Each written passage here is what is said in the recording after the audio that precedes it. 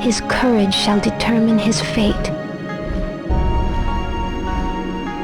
The path he must traverse, fraught with adversity, I await whilst praying.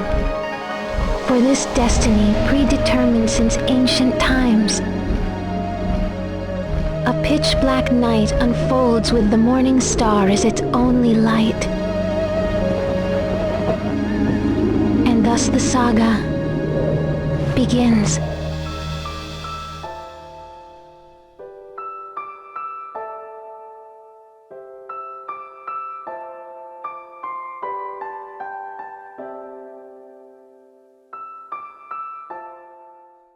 Alright, so I've covered a decent amount of games on this channel so far, some far more impressive than others, and aside from maybe Panzer Dragoon Saga, none of those games meet the sheer level of ambition compared to what I'm covering today. Shenmue, a game as notorious for its failure as it is for its influence on the industry as a whole.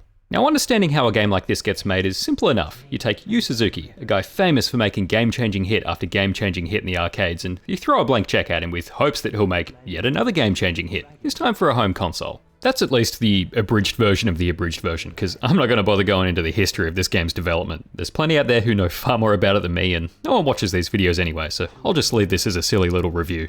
This will be my second playthrough of this game. I remember a lot of the good and bad things about the game, but that was a while ago, and this video gives me the opportunity to go back with a bit of a fresh perspective and see how it all holds up, so let's take a look.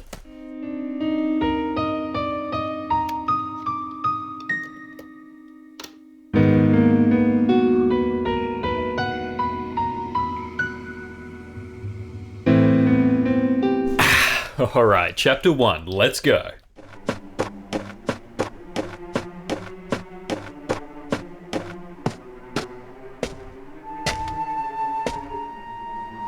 So our story begins on the 29th of November, 1986, at the Hazuki residence in Yokosuka. Our guy Ryo has come home to find a black car parked out the front and the gate left wide open. Things are looking worse when we find the housekeeper, Ine-san, laying on the ground. Ryo-san, I'm alright, but Hazuki-sensei... My father? Well, this can't be good. We head around to the dojo only for our friend Fuku-san to come flying out the doors. Whoever is responsible must be pretty dangerous, so we leave Fuku-san and head in, only to find our father being confronted by a scary looking fella and two guys in black suits. This mean looking fella is demanding our father hand over a mirror, but he refuses to do so, resulting in a fight that sees our father get put down. We break away from the goons and go to bash this guy, but with a single hit, he puts us down for the count. Now, in order to get what he wants, this man picks us up and threatens to kill us if our father doesn't hand over the mirror, so he tells them where it's buried to save our life. The goons run off, but he's not done with our father yet. Do you remember Chao Sun-ming? Chao? That's the name of the man you killed in Moon Swan. It can't be. You! Get up. I'll allow you to die like a warrior.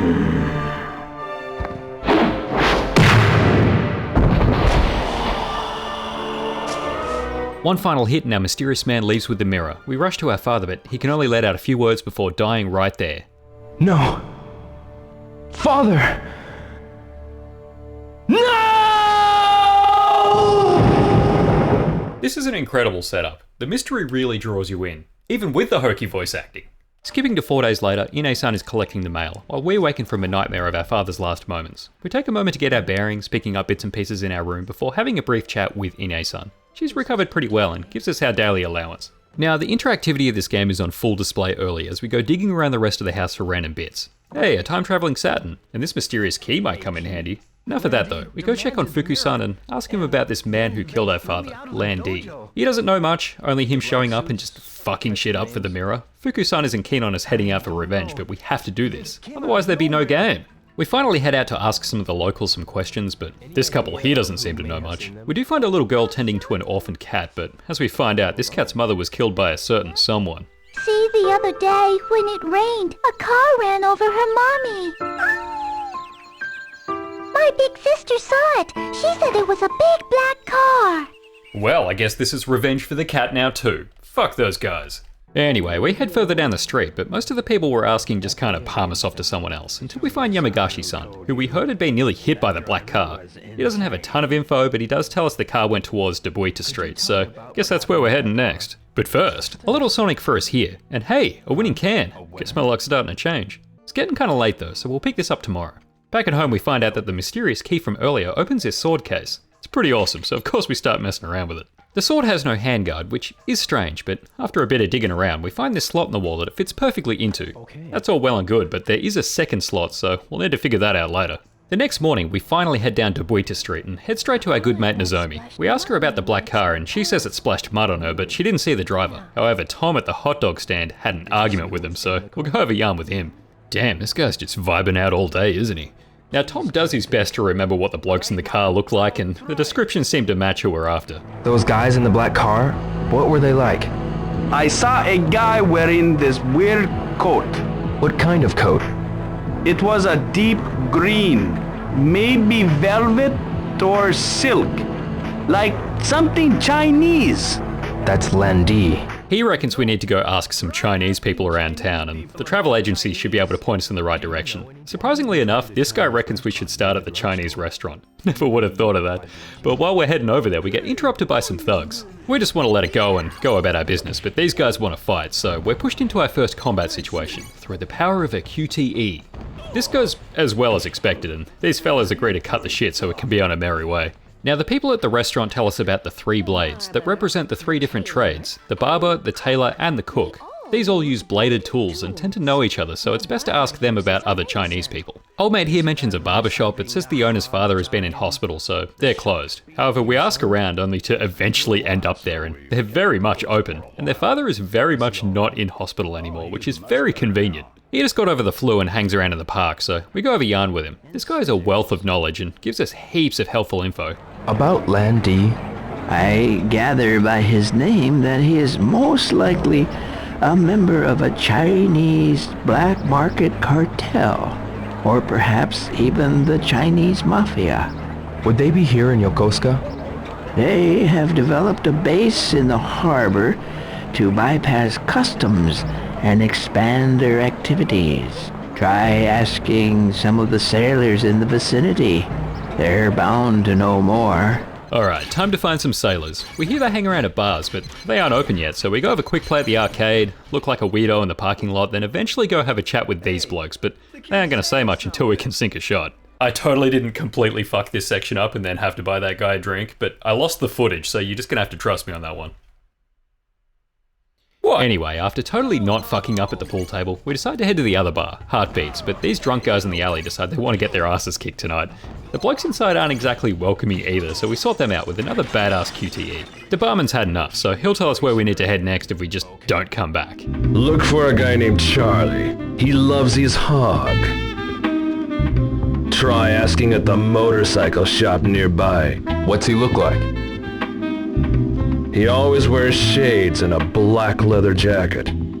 And he's got a tattoo on his arm. Alright, so a tatted up bloke named Charlie in a black leather jacket who likes bikes. Should be simple, but it'll have to wait till tomorrow.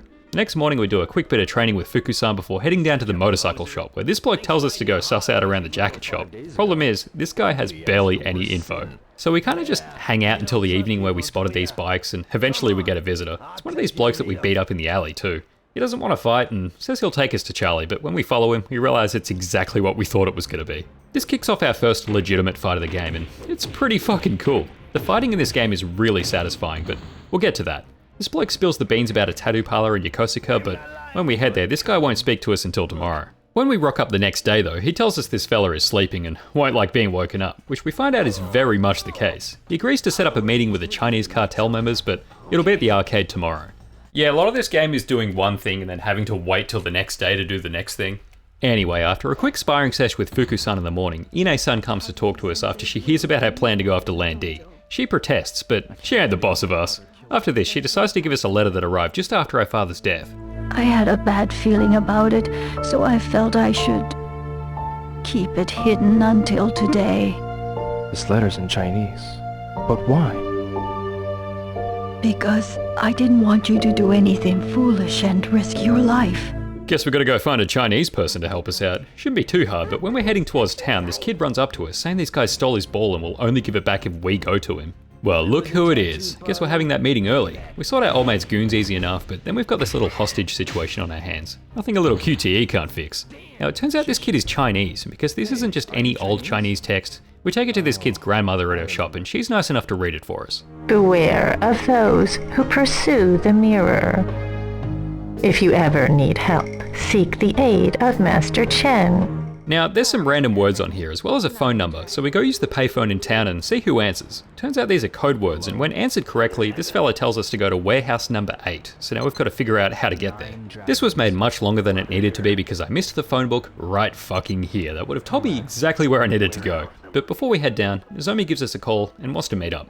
She confesses her feelings for us, but this also comes with some bad news. Last night, my mom called from Canada. My father is insisting that I return. So you're leaving soon? I don't know when, but I can't go without letting you know how I feel. This is all a bit much, so we leave it there, then the next morning we figure out the area of the warehouse and catch the bus down there. We very fortunately run into a couple of guys who, after a little bit of convincing, were very much nice enough to tell us where the warehouse is. We of course go and break in, but we realise this is a dead end, and over here these guys talk about a different warehouse 8 in a different part of the harbour. Now, we do eventually find the right area, but the security ain't going to let us through, so we'll have to wait till the evening. In the meantime, we just kind of hang out and even chat this homeless bloke a coffee. By 7 o'clock, it's time to get busy. We almost stumble at the first step and manage to get through before fucking up the next part an embarrassing number of times. Eventually the homeless bloke comes by and gives us a tip, and before you know it, we're breaking priceless antiques in the warehouse. Looks like we're caught, and this bloke's ready for a fight, but we're interrupted by Master Chen, and he recognises us as the fellow who called them before. Now, it turns out that the bloke who sent the letter knew our father, obviously, and they brought the stolen mirror back from China. Master Chen knows of lan-di and tells us a little bit about what he knows. Lan-di. Do you know him? Well, I know of him. An organization called Qi You Men. Its leader goes by that name. I hear he's a master of a deadly martial art. He then goes on to ask if only one mirror was stolen, meaning there is a second still hidden, the Phoenix mirror, and it should be hidden at our house, so we'll be back. The next morning we ask Ine-san if she knows anything about it, but she only recalls our father dropping something off at the antique shop in town, so we'll have to start there. Well, it's not the mirror, but it is a sword handguard, which we find out has the Hazuki family crest on it. We rush home, but are interrupted by Master Chen's son, who we first suspect is really a bad guy, but no, he's actually now our bodyguard. Guess he was just testing us, but while that's nothing to worry about, it looks like some crazy dude may have been spying on us. Wonder what that could be. Lan-di-sama, the Phoenix mirror? Did they really have to make this guy Gollum? I mean, I get that it's more interesting than just another random goon, but still?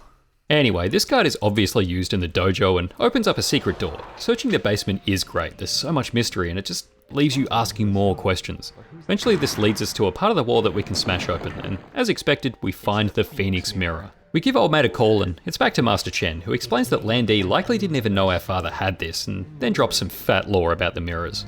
A long time ago, Zhu Yuanda once told me, when the dragon and the phoenix meet, the gates of heaven and earth will open, and Qi Yu will resurrect itself on earth. Qi Yu? It's a legendary Chinese monster that will devour this world of ours. It appears lan-di will try to make use of both mirrors. While we're chatting away, fucking Gollum shows up and tries to steal the mirror right there. Some quick moves put a stop to it, but I can see this guy's going to be a pain in the ass later. These guys reckon he's with the Mad Angels, who are again connected to the cartel, the Qi You Men. They could be the ones who directed lan-di here, but as it stands now, he's probably gone to Hong Kong, so that's the goal. Problem is, these fellas refuse to help, and we're broke as fuck. We mention it to Fuku-san and he says he'll try and help us get the money off Ine-san, only to immediately fuck things up by telling her why we want to go. It seems the man who killed Hazuki-sensei's there. Thanks, fuckwit. Anyway, she refuses, so on Nozomi's recommendation, we suss out what it's going to cost anyway. Fuku-san offers to give us his savings, which we reluctantly agree to take, but it's still not going to be enough. So Nozomi recommends a different approach, a boat. That's more in our price range. The lady says to come back later, so we fuck around in the arcade for a bit, only to head back and not find the lady there when we return. Thankfully, we're able to get these guys to come to an agreement, and we'll be back in the morning for our ticket. While we're in bed though, we do have a mysterious dream about this lady. But what it means? I don't know. We We get the call from old mate for our ticket, but he wants to meet up at the arcade for some reason, and when we rock up, we get jumped by this piece of shit. He's got our ticket in hand, and he doesn't want to play nice. This guy's looking for info so he can suck up to lan-di, and a fight breaks out. We do our best, but this guy is tough. Things are looking bad, but Fuku-san shows up and he leaves for now. We're forced to rest for the rest of the day, but when we rock up to the travel shop the next day, this guy decides to make a run for it. Lucky for us, this guy doesn't make it far, but when we do catch him, he doesn't have a ticket or money. We start interrogating him at the shop and ask who that dodgy skinhead was. Apparently he is connected to the Mad Angels too. Where are they? I can't tell. They'll kill me. Tell me! The harbor. Who's their boss? I don't know, but they extort from the harbor workers. If you worked there, you'd meet them. Alright, so we decide to get the bus and go suss out the harbour for a job. Not many are hiring, but this bloke says this other fella our age is digging around for work, so we go find him and shit, it's that guy. Now, this bloke somehow happens to know some of the foremen in charge and tells us to come back the next day, which of course we do, and it turns out his lady friend here is the one that found us the job. What a legend. We have a quick chat with old mate who wants us to start straight away, and he introduces us to Mark, who's going to be training us. Driving the forklift, it's easy. You'll get the hang of it real quick. Oh, okay. The 80s, when safety standards were seemingly non-existent. Anyway, now we have a job where we just pick up crates and then move them somewhere else. Easy money, I say, and Mark tells us to show up nice and early the next day for something before work. But while we're digging around for info on the Mad Angels in the evening, it looks like this hobo is bringing them right to us. These blokes reckon they're pretty tough and challenge us to a game of chicken. Like, imagine letting some kid on your motorbike for this shit. What if it gets wrecked? You walking home? Well, we end up not falling into the sea and they piss off, so it's time for bed. The next morning we rock up and it turns out we're having ourselves a little race before work. The controls are a little stubborn and I did fuck up a few corners pretty bad, but we managed to not come last somehow. It's time for work though, so let's get moving some crates. We're smashing our quota, but lunch rolls around and we see Mark getting harassed by some dickheads, so we step in to stop them. These guys are pretty tough, but it's nothing a few well-placed kicks can't handle. They seem to think that Mark works for Master Chen, but he doesn't know a thing about it. Yeah, well, back to work I suppose. More of these guys? These guys were significantly weaker than the last guys, so it wasn't long before I had them running. After that, we finally get to wrap up our shift, get a quick lesson on some new moves from this guy, and then head home hassle-free. The next day is more of the same. We're working away, and at some point in the Arvo, these wankers rock up to say hello. We take them into the warehouse away from the public and decide to sort them out in there. Only problem is, once they're done, more goons are waiting. Wait, what am I saying? They're no problem at all. We put an end to them and force this guy to tell us where the Mad Angels are. He's very helpful, and after our shift we head over to Warehouse 17, where we find the gang are giving Mark a hard time. Of course we step in and afterwards Mark tells us about his brother. He's about your age, but now he's probably at the bottom of the sea, killed by the Mad Angels. Now Mark reckons his brother was killed for leaking info about a black market deal the gang had with a Chinese cartel. Handy to know, but that's about enough for today. The hobo tells us where we can find the gang in the evenings, but that'll have to wait. The next day at lunch we get a visit from Nozomi. She's with some lady who takes a couple of photos for us, one of which we get to keep. We're a bit confused as to what's going on, so Nozomi breaks the news to us. I'm going to Canada. What? I took a while to decide, but... Hey, if it's what you've decided, it's what you've decided. This is hard for us to take on, but Nozomi's made up her mind, so we say our goodbyes. We can't dwell on that though, we've got to focus. That evening we run into the gang where the hobo told us they'd be, but these guys are on bikes and thinking they can take us out. With some quick reflexes, we take one of these fuckers off and make chase. Good thing we have these motorbike skills, so Goon 2 ain't much trouble either. We chase down the main baddie, but we know by now this has to be a trap. A trap for them. The lack of combat early on is totally made up for here. We're just fucking up bad guys left, right and centre till we finally deal with this guy, and he won't tell us much, except for a certain someone might still be hanging around. They had me arrange a cruiser to take him out to a big ship offshore. What's his name? I don't know, but I hear he wears some silk robe thing with a dragon on it. Lan-di. He's still around here. If he is around, I'm not quite sure why he hasn't come after us, but hey, maybe he's just waiting for us to come to him. Anyway, back at work the next day with another race in the morning and a pretty uneventful shift until after lunch where we find one of the harbour goons beating up Goro. Obviously he's baiting us in, but we feel obliged to follow as these guys just really want their asses kicked again. Even after this very one-sided fight, this guy is still mouthing off, now threatening those close to us. After our shift, Mark mentions he overheard a Longjar deal is going down at the docks, possibly within the next few days, so we'll have to find out more info. The next day we run into these guys again. I'm sure one of them will know what's going on, but they make a run for it. We make chase, but they split off, so we can only choose one of them, so I guess this guy will do. Now, he can't tell us when this meeting is, but he mentions the boss of the Mad Angels, some guy named Terry. He should know what's up. After this, we go over a meeting with Master Chen and mention the meeting, but apparently lan-di has nothing to do with it. He does tell us what the shipment will be for, though. Terry's gang deals in contraband. The next big shipment is drugs. Whoa. Come on, man. It's alright. You've already sold it to me. Now, he's reluctant to help us given the danger of the situation, but that letter kinda means he has to. Not tonight though, so we head home, and later that evening we decide to get some fresh air, but Ine-san comes to us with some concerning news. Nozomi didn't get home this evening. The phone rings, and guess who it fucking is? Terry's waiting. Who is this? Here, meet us behind warehouse number 17. Well, shit. We have to get to the docks immediately, but the buses aren't running. We ask Old Man at the bike shop if he has anything we can borrow, but he doesn't have anything running. He does mention that now Yuki had his bike fixed though, so we go ask him. Now, this bloke just chucks us the keys. What a fucking legend. With no time to waste, we get speeding down to the docks, and damn, I wish we had more sections like this. Riding the motorbike is kinda cool. It is a little annoying how short this part is, and then that's just it. There's no more bike sections. Anyway, we get through not one, but 2 layers of goons to get to Terry, and he just gives us Nozomi. He's happy to let us go, but has one condition, and that involves Master Chen. My deal is, you gotta beat up Chen's son. Make it so he can't walk. This bloke wants full control of the docks, but we also demand that he takes us to lan-di if we help him, which he agrees to, then we take Nozomi home.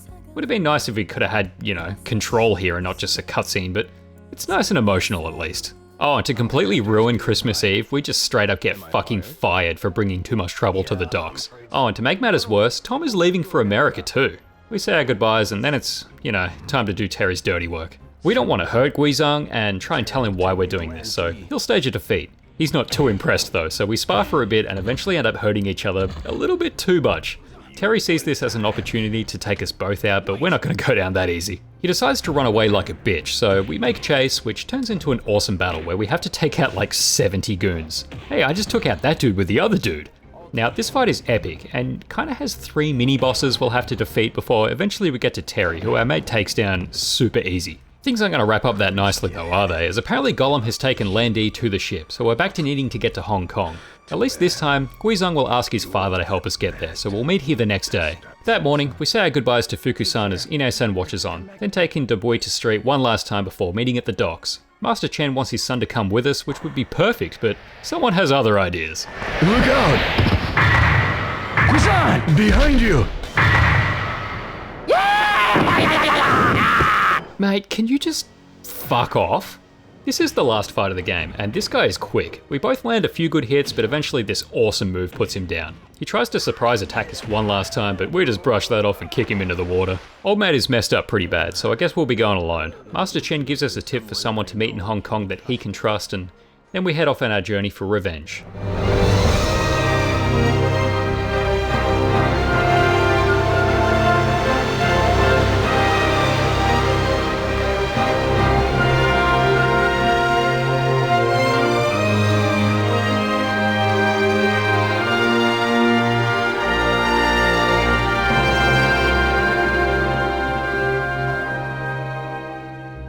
Well, that got pretty long, didn't it? I tried to cut out a fair bit, but there's just so many great little details with this game. So if you haven't tuned out already, I'm going to ramble about it a little bit more.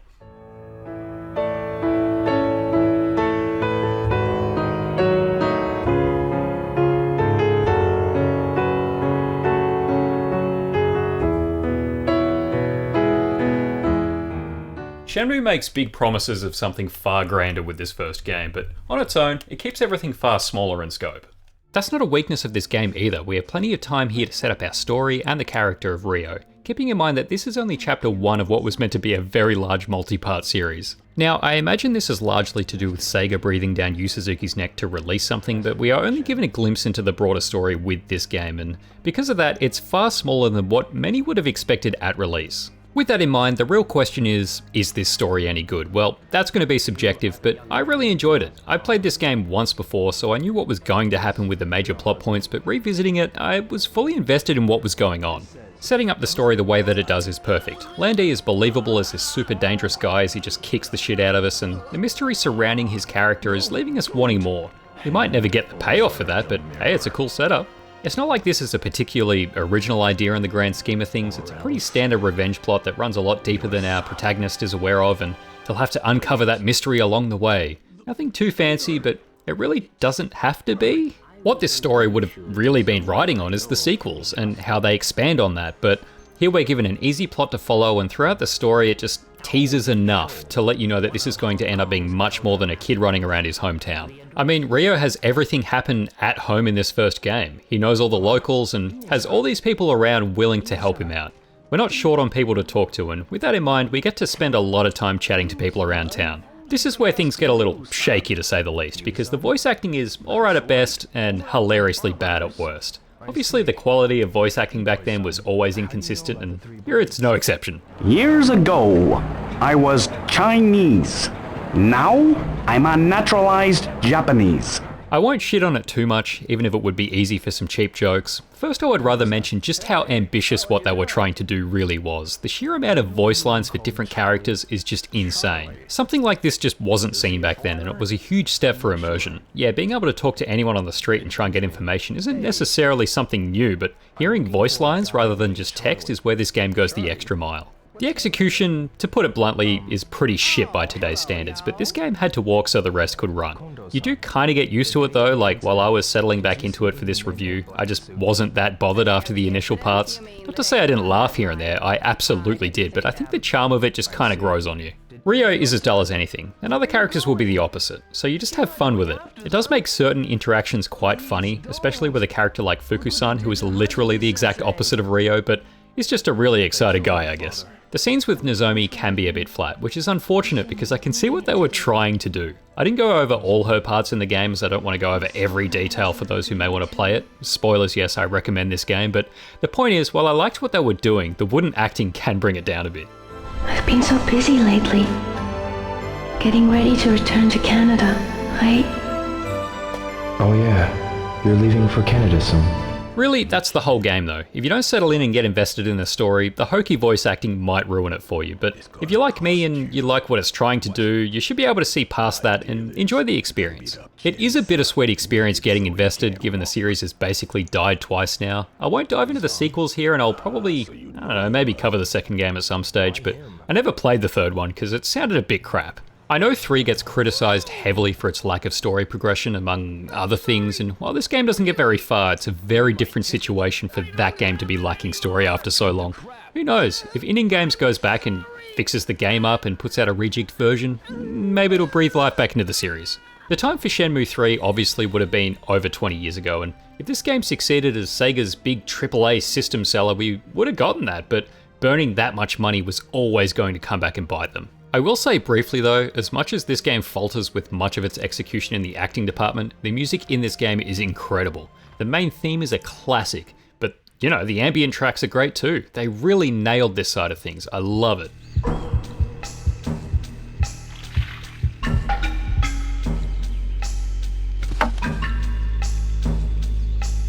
Moving on though, I've got to talk about the world of Shenmue and how the developers made this place feel more real than anything that we'd had before. Now, as we know, this game is set in 1986 in the very real city of Yokosuka. I've been fortunate enough to visit there. I went there a couple years ago and got some silly pictures here and there. It was about the only miserable day weather-wise for the whole trip, but hey, it was fun wandering around. I'll chuck a link in the description to a video that Adam Koralik did where he visits the area with one of the voice actors. It's a great watch. Obviously for the game, everything is scaled down and the layout has been changed around, but for much of what you see, you know, you will recognize some things here and there.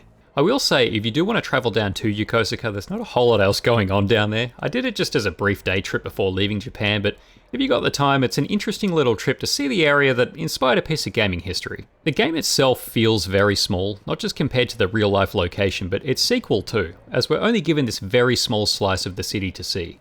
You kind of just need to imagine something grander going on beyond Dubois Street until the motorbike sequence where you see just how big the area actually is. Funny thing though, in real life the docks are far closer than the game lets on, but hey, when you're dealing with a map this small, you gotta, do something to make it feel like you're travelling bigger distances.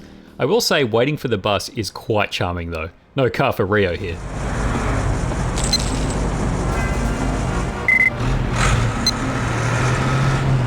Now, while the areas feel small, they do feel dense. Debuita Street has plenty of people walking around. Closer to home in the suburban areas, there's always people floating about, and the docks you'll see plenty of workers.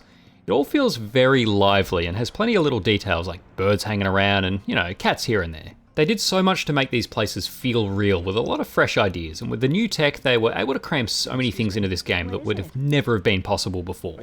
One of the most notable features is the day-night cycle and how that ties into the gameplay. We're going for realism here, and the world of Shenmue goes the extra mile to achieve that by making our NPCs have their own daily routines. This means if we need to go chat with Joe Blow at his store in the morning, we're going to need to wait until his store is open to be able to do that. Scheduling is very important in this game and has a massive effect on the pacing, so if you don't fill that time in between effectively, you'll probably get a bit bored. Not everything is open during the day either. You might need to go to a bar in the evening, so if you mess something up or miss an event trigger, you might have to wait around for the whole day so you can go back and get it right. There's no time skip in this game, and you won't be able to skip to the next day until you get home at 8 PM. Does this hurt the game? Sometimes. Not often, but you do need to play the game by its rules. You will likely get a little bit lost on the first playthrough too, but while the game does progress through the calendar and technically it does have a deadline, you'll have plenty of time to get through the story. There is a bug that you can run into on Disc 3 where it keeps having you loop one of the workdays because you miss an event trigger, so check a guide for that because I got that on my first playthrough and it's fucking annoying. I also ran into a problem where my Disc 3 keeps getting stuck on the same loading screen. I even went and got the disc polished, but it still presented problems. I even burned a CD, but it wouldn't load my save. My last resort was to burn a boot disc, only to find out that this game didn't work with it. You can imagine my frustration, but luckily I was able to borrow a copy to finish the game. It's a little annoying as I got this copy to replace the old one because it was in seemingly better condition, but I don't know. Apparently this is a known issue that this game can have. Back to the game though, on top of a realistic day cycle, we've got weather based on real weather data in Yokosuka from the era. These guys actually went to the effort to match what it was like on those specific days. It's crazy. Debuita Street does change a little bit when you're nearing Christmas, with decorations hanging about, music, and even Santa making an appearance. This game may be rather quaint these days, but games wouldn't really do this kind of environmental change before. Oh, and I haven't even mentioned one of Shenmue's best features yet, and that's just how many buildings in this game you can enter. Exploration in this game might be a little bit limited with the map size, but it's made up for with just how many buildings you can get into. Some places are going to be more useful than others, but when you're traveling around for the first time, you really don't know what you're going to find. Okay, so that's the world that Rio lives in, but let's talk about how it looks. Simply put, I think this game looks fucking incredible. So much of what it pulls off with its characters, the lighting, the environments, it's all leagues ahead of what we'd seen before, and given how much money this game cost, it fucking damn well should have been. That's not to say everything is perfect. The shadows look pretty rough these days, and some of the NPCs can look a little bit funky, but looking at this as a whole, you can see just how impressive it is for the time. There was some groundbreaking shit going on here, and you can see the budget on the screen, especially when looking at the finer details like facial animations, hair movement, and even just the hands. They're not just oven mitts here, they look like real hands. They did a really good job getting realistic proportions, unlike anything that we'd seen in the console space before. Even if they can look a little bit awkward at times, that's easily forgiven anyway. And aside from looking great, the motion capture really aids the cutscenes in looking nice and fluid with realistic movement. This is the sort of next-gen leap that is the stuff of legend now. Nothing seems to come close to this kind of leap, and it hasn't for a while. The technical leaps become smaller and smaller each time a new system comes out.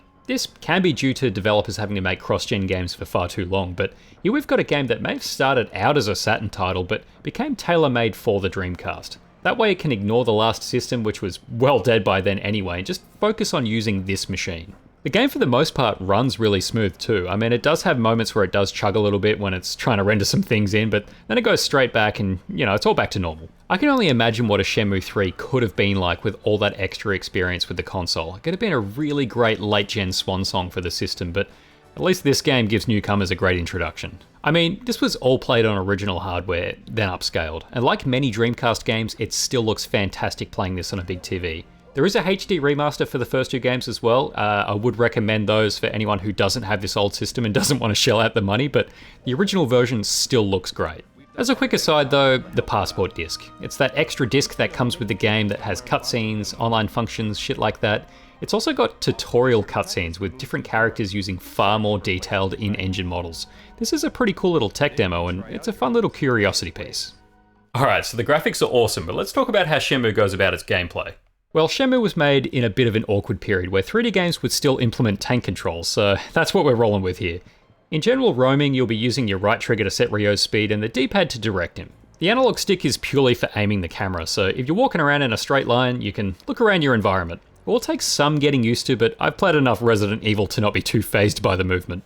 I actually thought it was pretty comfortable in most instances once I settled back into things, with some exceptions. You do have to get used to looking around small areas, and certain things will always feel just a bit awkward. It doesn't hurt the game really, given how slow the pace is, and you aren't having to rush anything. Setting the pace with the trigger I thought was actually a nice touch. When you do settle in and are investigating areas, the interactivity is a strong point, and the game encourages you to leave no stone unturned. Searching will find you all sorts of items, Easter eggs, sometimes nothing at all, but this kind of interactivity also passes over to buying things too. You might go into a store, but to buy something you have to pick it up first, or you might get a little collectible out of a machine. It's little things like this that make the world fun to explore. Filling time effectively is a must, and if you aren't exploring your environment, you're probably gaming. You can do gambling, but I'm more of an arcade guy. The small roster of games you can play are quite fun too. There's a couple of SEGA classics here, but I'm always a darts guy. Whoa, the high score! As you progress through the game, you'll note everything down in your diary, which is easy enough to follow to get through the story, but at times there's plenty of guesswork, which is where the investigation aspect comes in. You'll be asking around town a lot, hoping for a tip or an event trigger, and for the most part, this side of the game is pretty strong because of the payoff. Given how much the game encourages exploration, it feels natural for the game to want you asking around town. Just get used to loading screens. Obviously these days, locations would all be open, no loading required, but in 1999, that is not the case. I wouldn't say they're an issue, they're usually 10-ish seconds for bigger spaces and shorter for indoors. It's not a problem in most instances, except for when you have to travel back to the house through several loading screens to sleep or save. The only fast travel in this game is from the house, so it can be a little frustrating having to run back there when there's no event trigger or anything to break it up. It all plays into Shenmue's biggest weakness, which you would have gathered by now is the pacing. An example is the job at the docks with the forklift, which is several days of doing a race and then having to move crates around for a while. I didn't mind it overall, as long as you get the event triggers, it does break it up well enough, but it sure as shit fucking does drag on. The forklift does handle a bit crap, as you'd expect, it's a forklift, but the races could have at least given us different tracks each morning, and while the motorbike feels more like a straight up arcade game, it does feel better to handle, which is why I wish we got more of that instead. Shenmue is kind of funny like that though. You get these one-time sections that could be pretty cool, then it's over. That's it. You won't even get to try this in the sequel. Hope you enjoyed it. No wonder they burned through so much fucking money. Now, combat is a strong point of the gameplay, no doubt, and the third game lacking a strong combat system like this is one of the many reasons why people have heavily criticised it. Basing itself on the Virtua Fighter engine, you have a system that is fun to pick up, but precise movements are tough to nail. You are given many opportunities to practice moves, but fighting is pretty sparse until far later in the game. Even so, I love the action in this game. It's a fun brawler, but when you nail a solid move, it's super satisfying. I would have liked a bit more combat sprinkled in, but to be fair, it's not a huge focus of the game. The investigative side is. It loves to tease you early on though, and when you get to Disc 3 and we're fighting a bunch of goons, the game really finishes strong. Let's not forget the QuickTime events though, because this game is filled with them. It's not always related to combat, but quite often you'll be pushed into these events to either handle a tight situation or knock out a few baddies. Now, the Dreamcast D-pad can be a bit mushy, and I was pretty filthy about a few misses, but aside from that, I actually really like this game's implementation of this mechanic. It's tricky, but lets you retry, so it's not the end of the world if you fail. There's plenty to like with this game, and while it's dated and can get let down by some very strange pacing choices, it's easy to see how revolutionary this game truly is. So let's wrap this up with my final thoughts. This game is definitely not for everyone in the modern day. The crusty old game design will have a lot of people struggling, but I don't know, I went into it ready for that, and once I settled in, I really enjoyed it. The game certainly isn't perfect, but aside from Disc 3 dragging at the docks, I was enjoying the pace that the game was moving at. You can see so much of what other games took from this as inspiration, and while it doesn't nail everything it sets out to do, it's one hell of an effort. At its best, Shenmue is incredible. At its worst, it's overly repetitive, but I was able to get a lot of enjoyment out of this game, and I really feel like it deserves an 8 out of 10. If you've lasted this long and you haven't played it, definitely go and suss it out. Anyway, I'll catch you next time. A pitch black night unfolds, with morning star as its only light. And thus, the saga begins.